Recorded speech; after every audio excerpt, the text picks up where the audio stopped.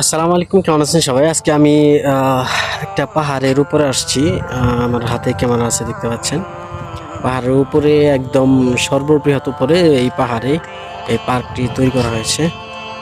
এখানে সূর্য দেখতে পাচ্ছেন, ওপাশে বালুর এলোমেলো ঢেউ দেখতে পাচ্ছেন, দেখা যাচ্ছে। আমি সূর্যের দিকে তাকাতে পারছি না। আবার এই দিকে হচ্ছে পার্ক। সাধারণত সৌদি আরবের মেয়েরা বা পরিবাররা এখানে আসে, বসে থাকে বা আড্ডা দিয়ে থাকে। দেখতে পাচ্ছেন অদূরেই বাথরুম তৈরি করে রাখা হয়েছে।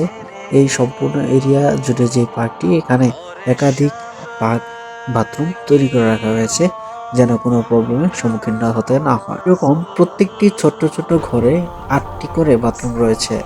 এখানে দেখতে পাচ্ছেন বাচ্চাদের খেলাধুলা অন্যরকম এক প্রসেস। এছাড়াও সম্পূর্ণ এই সবুজ শ্যামল গাছগাছালির বা ফ্রেশ গাছ বা সবুজ ঘাসের মধ্য দিয়েই সাধারণত সৌদি আরবে মহিলা, পুরুষ বা ছেলেপেলারা এসে বসে থাকে, আড্ডা দিয়ে থাকে।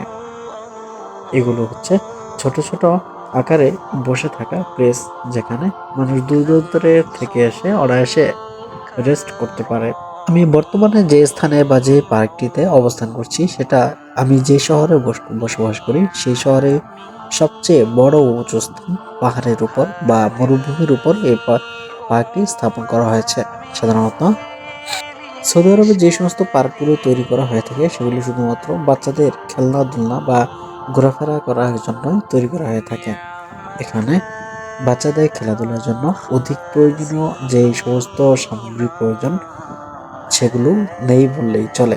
তো এই পার্কটি প্রকৃতপক্ষে হচ্ছে পারিবারিক পার্ক, যেখানে বড় বড় পুরুষেরা প্রবেশ করতে পারে না, পারিবারিক ফ্যামিলি ব্যতীত।